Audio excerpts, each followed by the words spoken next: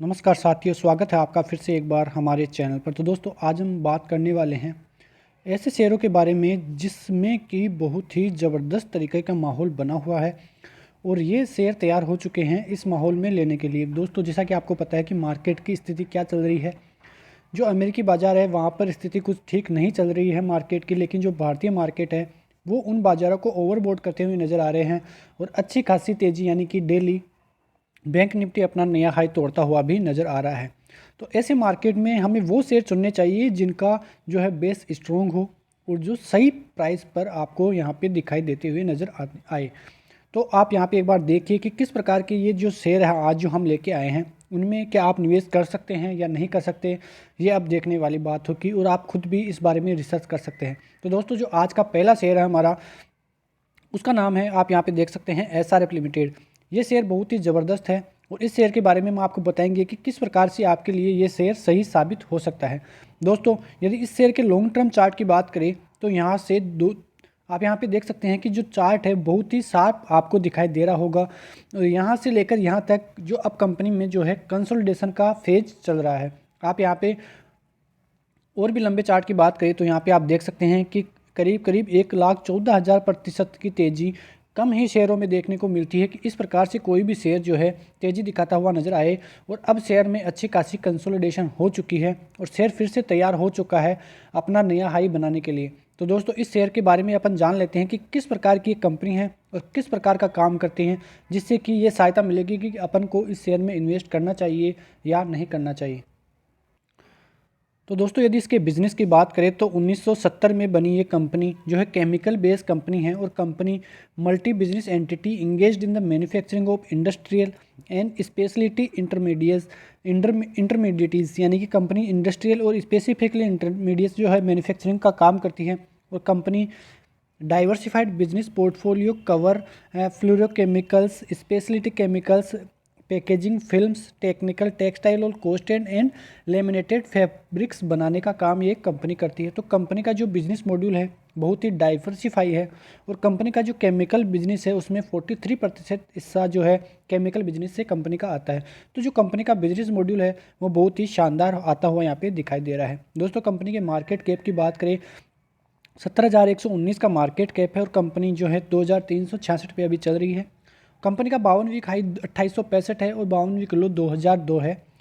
यहाँ पे stock P की बात करें तो 31.9 है। वहीं जो डिविडेंड यील्ड है 0.30 का है। अब दोस्तों, सबसे इंपॉर्टेंट बात किसी भी कंपनी के लिए रिटर्न ऑन कैपिटल एम्प्लॉयड और रिटर्न ऑन इक्विटी, जो मैं आपको हमेशा बताता रहता हूँ कि कंपनी का यदि 20% से ज़्यादा का जो है रिटर्न ऑन कैपिटल एम्प्लॉयड और रिटर्न ऑन इक्विटी होता है तो वो कंपनी बहुत ही ज़बरदस्त मानी जाती है। तो यहाँ पे कंपनी का 24 और 24.5 कंपनी का रिटर्न ऑन कैपिटल एम्प्लॉयड यहाँ पे आपको दिखाई दे रहा होगा। दोस्तों, चार्ट पे देखें कंपनी को तो कंपनी अभी 200 डीएमए यानी कि 200 डीएमए के नज़दीक चल रही है और कंपनी काफ़ी आकर्षक लग रही है क्योंकि कंपनी में बहुत ज़बरदस्त कंसोलिडेशन भी हो चुका है।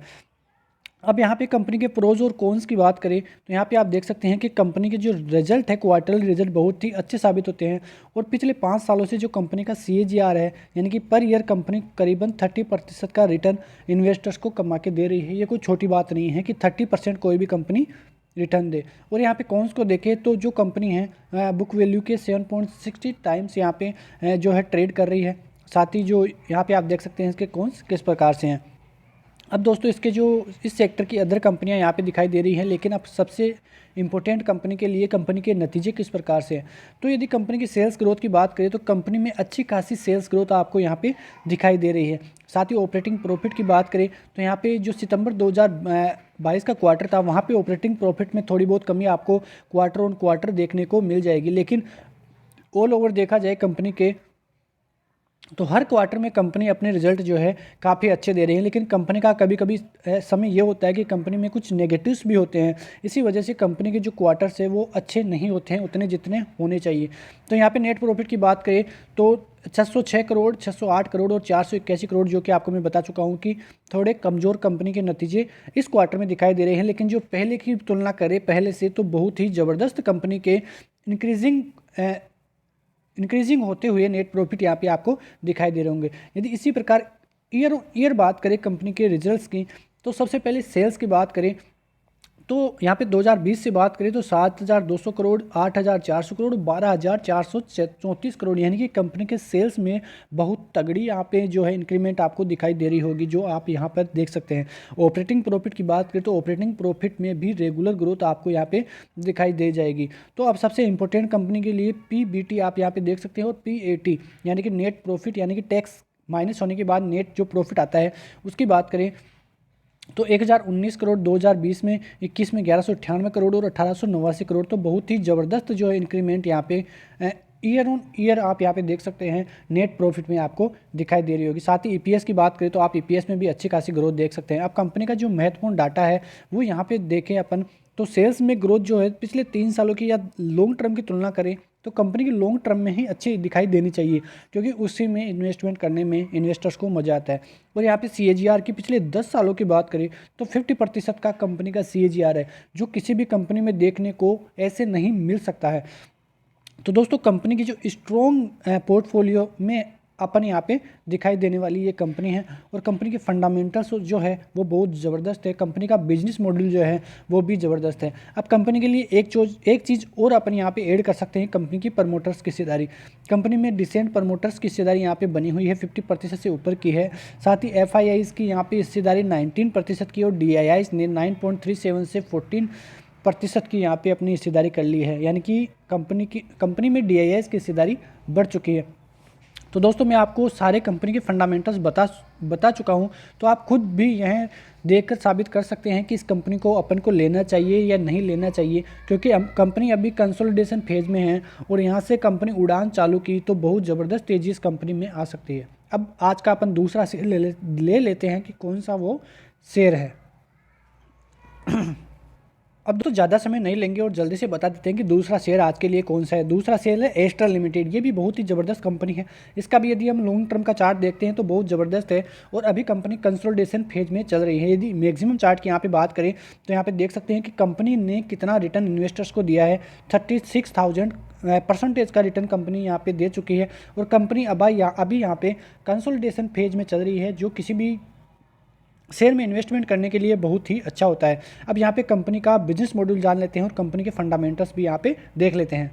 बिजनेस मॉड्यूल की बात करें तो कंपनी का बिजनेस मॉड्यूल बहुत ही अच्छा है, यानी कि एस्ट्रल आप भी नाम सुन चुके हैं कि एस्ट्रल जो कंपनी है 1996 में ये कंपनी एस्टैब्लिश हुई थी और कंपनी मैन्युफैक्चर करती है pro India plumbing and drainage system को, यानी कि कंपनी पाइप्स वगैरह बनाती है और जो प्लम्बिंग के जो कुछ भी चीज़ें होती हैं उनका मैन्युफैक्चरिंग करती है। सीवरेज जैसे एग्रीकल्चर इंडस्ट्रीज़ ऐसी बहुत ही ज़बरदस्त चीज़ें कंपनी बनाती है और कंपनी का जो पोर्टफोलियो है यानी कि जो बिजनेस मॉड्यूल है वो बहुत ही डाइवर्सिफाई है, इसीलिए कंपनी निवेशकों को बहुत ज़बरदस्त अच्छी लगती है।